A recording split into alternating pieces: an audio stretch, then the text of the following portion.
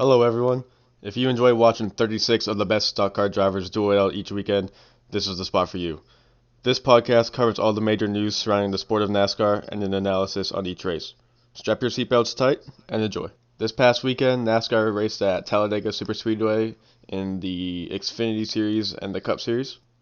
And as soon as the weekend started, some big news dropped. It wasn't really news, but there's no more scoring pylon at Talladega. And on Saturday morning, I remember waking up to a bunch of tweets looking at everyone's opinions on why they got rid of it. Still don't really know why they would get rid of it. I think one of the reasons was because it was always delayed and never 100% accurate. But still, if you're a fan at the race and you can't see the cars a mile across from you, you still would like that scoring pylon there, and there's no more scoring pylon at Talladega. Instead, on the big screen, all it shows is the top 5 racers at that current time, and not all 36. So that's a little disappointing. I think they got rid of it at Texas last weekend too. So I'm gonna keep an eye out over the next few weeks to see what tracks or still have these scoring pylons and who doesn't. Shortly into Saturday, the NASCAR Cup Series are about to qualify for Sunday's race. In the past 3 weeks, qualifying has been dominated by Kyle Larson, driver of the number 5 Hendrick Motorsports Chevrolet. He's won the pole, I think it was 3 times in a row, and he looked to go for it at Talladega, but something was up with that 5 car, and NASCAR did not let them qualify. There was an issue with the roof. There was like a hood, or like a hole in the hood or something, like a dent maybe, and NASCAR did not let him qualify, probably because that would be an aerodynamical advantage. So Larson did not get to go try to run for his 4th pole in a row. Instead, Michael McDowell earned his 2nd career pole, 2nd of the season, and he will lead the field to the green on Sunday. Then it was the NASCAR Xfinity Series time to shine at the 2.66 mile track at Talladega. Whenever you have a Xfinity race on a super speedway, you know you're going to be on the edge of your seat the entire time. And for most of this race, I was. I honestly think Saturday's race was better than Sunday's. Going into an Xfinity Series race at Talladega, any super speedway, you expect Austin Hill to be up front for most of the race, and he was. I think Austin Hill has won 4 super speedways in a row. Insane stat.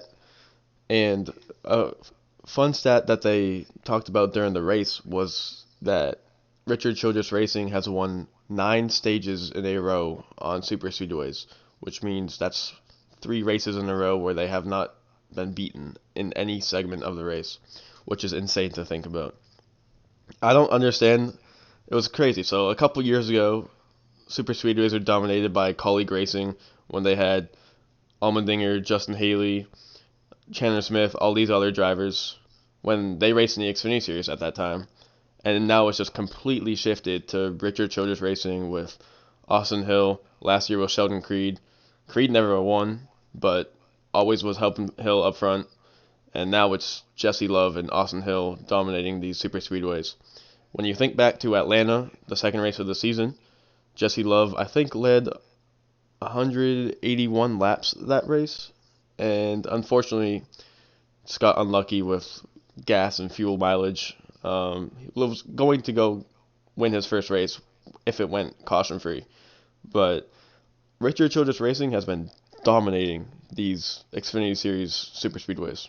Late in the race, Austin Hill, where else would he be? He was leading the race with Parker Kligerman and Anthony Alfredo behind him. This was until Kligerman decided to essentially wall Austin Hill. Just put him in the wall. It was pretty funny. You could hear the crowd's reaction. Twitter was blowing up. We're not going to get another Austin Hill win. Everyone was excited about that. I kind of felt bad for the guy. He was just minding his own business and just got completely wrecked. But I guess that's super speedway racing. And when Austin Hill gets wrecked, you think, oh, Richard Childress Racing is not going to put a car in victory lane at a super speedway, right? Nope. Jesse Love, Austin Hill's teammate, wins the race. His first career win, and it was deserving. I'm glad Jesse Love found victory lane because, like I just mentioned from his race at Atlanta, he's been on it this season. He's well deserved a win, and I'm glad it came sooner than later because you don't want to stress out playoffs. You win a race, you're in the playoffs, and Jesse Love has now his two team in the playoffs. Great for him. It's also pretty sweet just to see someone earn their first win in NASCAR. And speaking of sweets, if you are planning on heading to Charlotte or North Wilkesboro later this month, stop by The Sweets, located in the Triad, for the best quality candy around. Make your long drive to the racetrack sweeter with the homemade peppermints and chocolate bars. Store hours are 12 p.m. to 7 p.m. Prices range from $4 a bag to $2.50 a bar. Also the perfect gift for Mother's Day. Make your Mother's Day shopping easier by getting Mom some sweet candy. Trust me, I am not letting you down with these guys. I had their homemade peppermints and promise you that they were the tastiest, most flavorful peppermints I've ever had. I was so surprised when I learned that they were a family-owned company. Follow them at The Sweets on all social media and check out their website, www.thesweets.com, where you can also call and place an order. Make your race day sweeter with The Sweets. Heading on over to the Cup Series action on Sunday afternoon.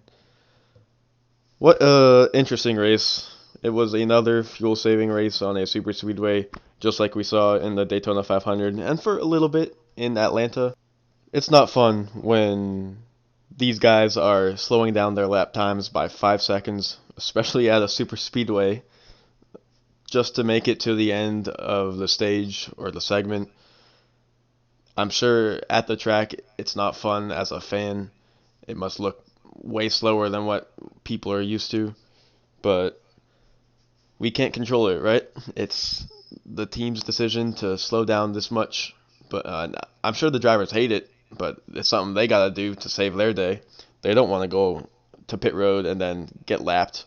So I don't know what NASCAR needs to do in order to have these guys run 100% at all times, because you don't want your drivers of the sport to be driving slower just to make it to the end of a stage so they don't run out of gas, so their whole strategy isn't messed up.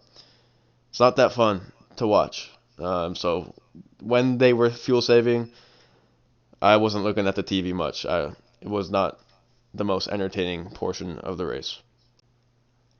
When I'm reporting a race from home, there are some things I tend to bite my tongue on, and I could not on Sunday. The broadcast was very hard to watch. I hate complaining about commercials, but the amount of commercials we had in stage one, it was like we were getting a new set of commercials, full screen commercials, no side by side, every 5 or 6 laps, and it was awful. Whenever NASCAR on Fox goes to a commercial, they play this jingle before to introduce the commercials, to kind of let the viewers know that they are headed to a commercial. That is in my nightmare. I don't understand how, as a broadcast, you could go to commercial that many times. Everyone was complaining about it on Twitter. They were just making, I'm sure it's a hard job, but they were making awful decisions on when to go to commercials.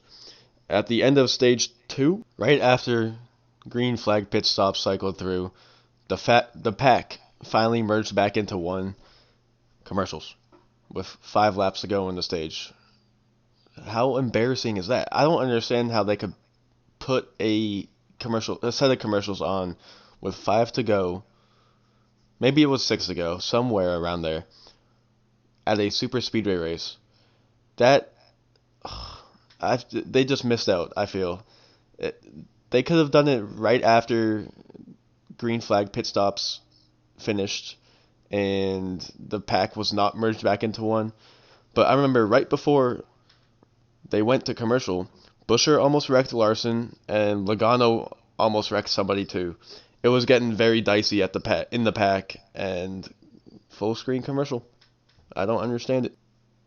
There was a little bit of time until the first real wreck of the race.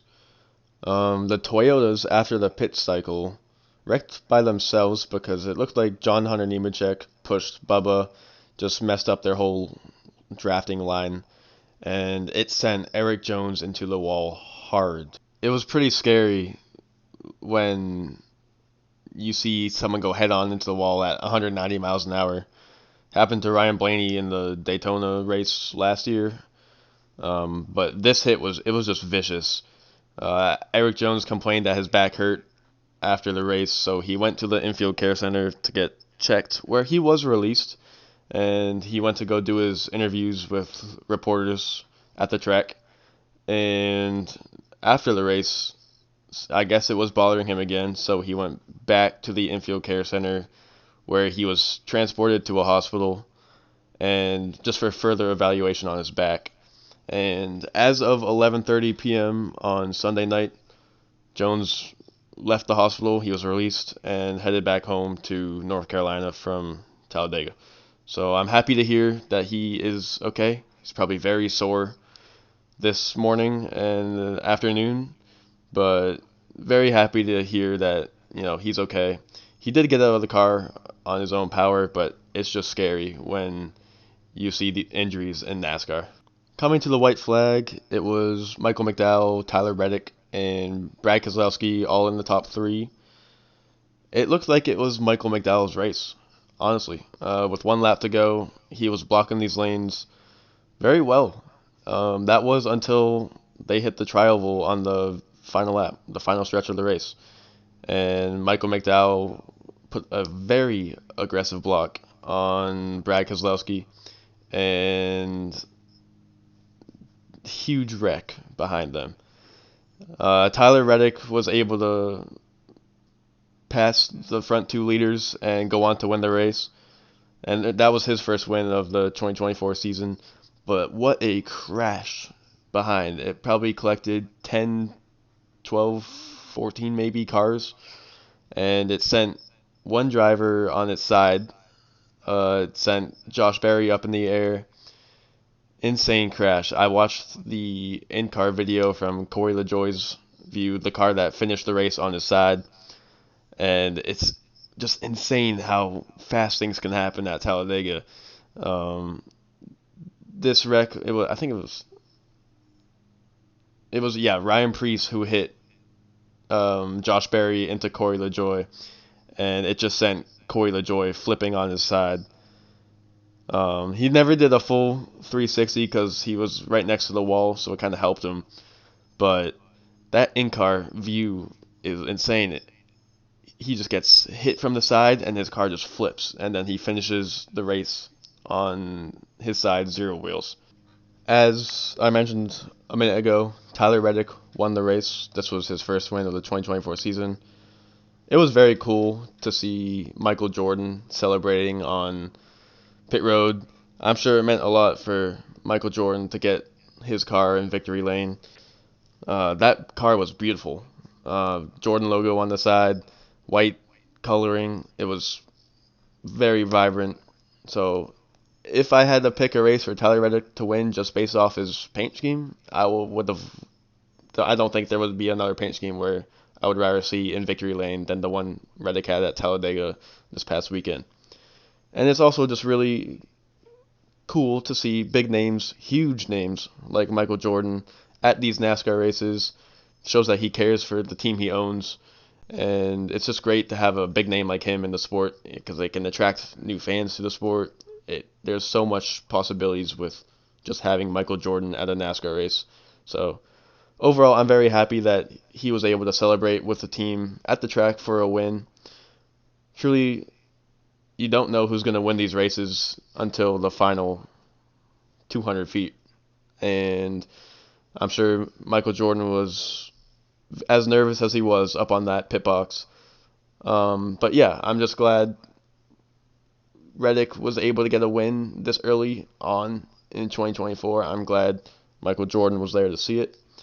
Happy for 23XI as a whole.